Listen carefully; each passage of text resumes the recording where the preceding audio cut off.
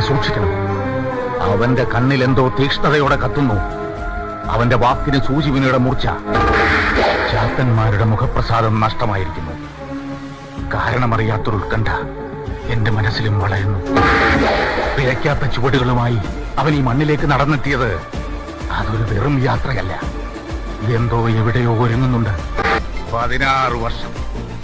16 വർഷമായി അക്കരക്കാവിലെ ഉത്സവം മുടങ്ങിയിട്ട്.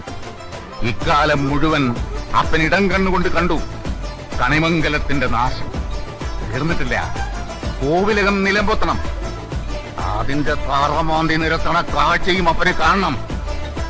നിഷ്ഠയും ചര്യയും തെറ്റാതെ ഞാൻ ഊട്ടുന്ന എന്റെ ചാത്തന്മാരുടെ തുണയുണ്ടെനിക്ക്, ബലമുണ്ടെനിക്ക്.